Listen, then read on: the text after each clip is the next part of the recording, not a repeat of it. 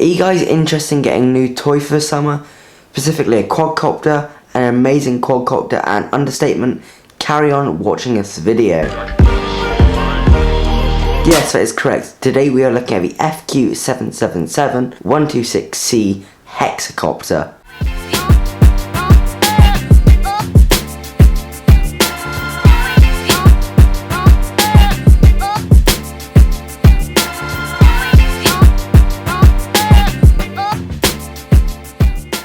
So what does a hexacopter mean? It means it is 6 motors, so 6 propellers, and it means it's more agile and stable in flight. So this means you guys can fly in worse wind conditions and get the same flight you would normally. It's really hard to explain, but it's just a lot more stable when you fly it, especially indoors, which it's made for. You can also fly this drone outdoors as well. Let's have a look at the Hexacopter. I personally went for the red edition because I think it looks amazing. You can also get this in black and in white. Doesn't look that great in black and white colour options, but it looks amazing as a drone anyway, and it looks a lot different as other drones you'll find on the market. Because look at this. Have you ever seen a drone looking this beautiful before? But this drone looks stunning from the get-go. So this drone actually goes under 2 names, the FQ777-126c, or you can just call it the Spider. I like to call it the Spider, to be honest, because I don't really want to pronounce the name, which is like 6 numbers in it, which I have to remember off by heart. Yeah, just call it the Spider. This drone is absolutely tiny. If you take the prop guards off, more about the prop guards in a minute, but if you take them off, it's about the same size as my iPhone 6s. So this drone is really agile for indoor flying,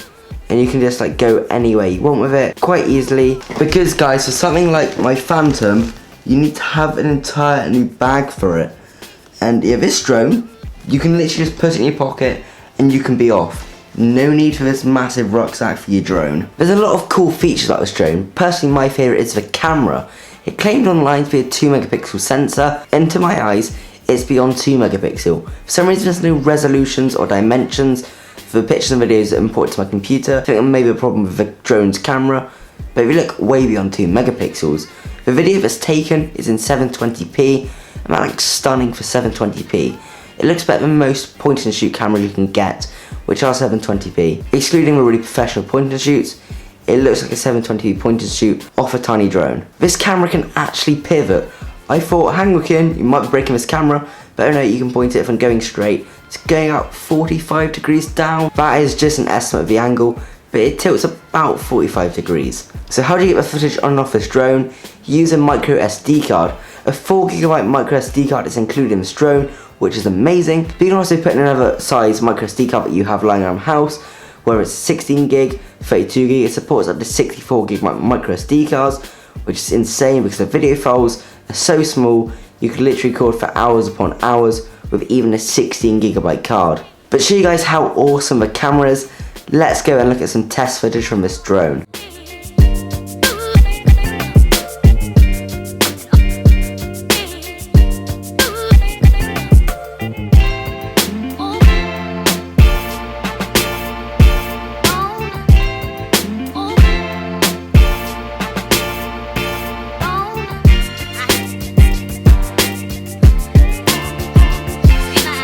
So as you can see, the footage doesn't look that bad. Actually, it's quite good in my opinion. So how does this thing get power?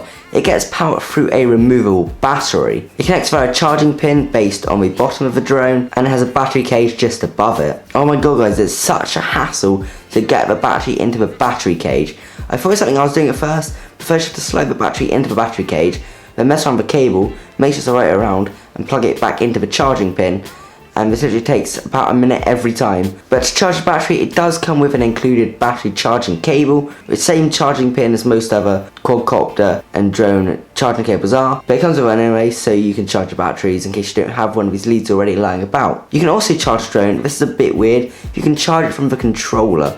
The controller runs off 4 AA's, but you can charge it through a pass-through at the back, which will charge the drone in about an hour's time, which is double the speed of what it normally takes to charge your quadcopter. 30 minutes of charging time gives about 8 minutes of flight time. This is an okay amount because you don't really want to fly this drone for more than 10 minutes or you get bored of it, but under 10 minutes is a peak time where you can enjoy yourself flying this around the house. When the battery is plugged into the drone and not paired, you'll get flashing LEDs. But how do you pair the drone? Let's get onto the cool controller of this drone. This controller has Mode Runner Motu built in all you have to do is turn around the controller, it will go from mode 1 to mode 2, because if you're from another country outside the UK, you sometimes use mode 1, but because I'm in the UK, I'm using mode 2, which has the throttle on the left side, and where you want to go in the sky on the right side. This is the average for most other countries. Because you're in a country which doesn't support this, you can also use mode 1 as well. Just Google around if you don't know what mode is applicable in your country. Next to each stick has 5 little buttons. You probably notice this on the controller, and guys, I haven't even learned what many of these do. Well, I haven't learned what 9 out of 10 do anyway. If you want to learn what we do, you can go through the instruction manual, which is actually really handy, but you have a lot to look for on the page, and it might take you a few hours to memorize exactly which button does what option. But with the one switch I have learnt, if you press this button, it can turn off and turn on the blue LEDs on the controller, which is good because when you fly in the night time, it reduces eye strain heavily because these LEDs just glare in your eyes. And trust me guys, after about 5 minutes of flying, the blue LEDs start to hurt the retinas in your eyes. I don't know what is up with this, but you can turn them off if you want to. I highly recommend turning them off as soon as it gets kind of dark and past golden hour of the night, which is an hour before sunset. Just turn off the LEDs of the controller, it will save your eyes. The controller also claims to house the drone, but when you have the propeller guards on, you can't house the drone in the controller. It's a bit weird, but once you get used to it, you're like, oh no, that option's out of the way. I'm not going to be keeping it in the controller because I decided to be responsible and put the propeller guards on. But finally, when you have the controller paired, you will have solid LEDs, which is great. This drone flies really well and steadily in the sky.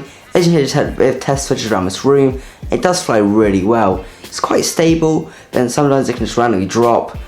But for a quadcopter of its price range, of around £35, is extremely stable in the air. But when your drone is time to come back home, it hasn't got any fail-safe mode, it just flashes LED just like, hey, Kian, it's time to land me, I'm gonna fall out of the sky. You've got like 2 minutes to land me. You can't even notice this when it's a couple meters away, so I don't know how you want to know it when it's gonna fall out of the sky. But luckily I just fly out in my room, and when I see the LEDs flashing, I know yes, better land it, it's gonna fall. So I land it and then it's safe. So guys, I really hope you enjoyed the video today. If you're new to this channel, click the subscribe button, and if you're a returning subscriber and you like this content, click the like button. And guys, I'll drop a link down below to this drone. It retails for £35 on Amazon UK. So if you're interested in it, click the link and check it out. It comes in red, black and white. Question of the day, have you guys ever owned a quadcopter? This can go anything from a phantom range to like a little tiny Shearson XE10, which is like the tiny drone, or something this size. What drones have you owned, and have you ever owned a drone? Comment down below. Yes guys, I do realize this upload, it's on Tuesday. That's because I mixed the days around. I took this tech video. Now it's no longer going to be on Monday, it's going to be on a Tuesday. So just put that back into your diary and tune back to this channel every Tuesday for a new tech video. I do also use this drone a lot on my vlogging channel, so check out my vlogging channel, boom, card on screen now. I use this drone about once or twice a week and talk about it because it's really cool for my vlogs, and I also use my Phantom 3 standard for a lot of my vlogs, so definitely be sure to check out my vlogging channel.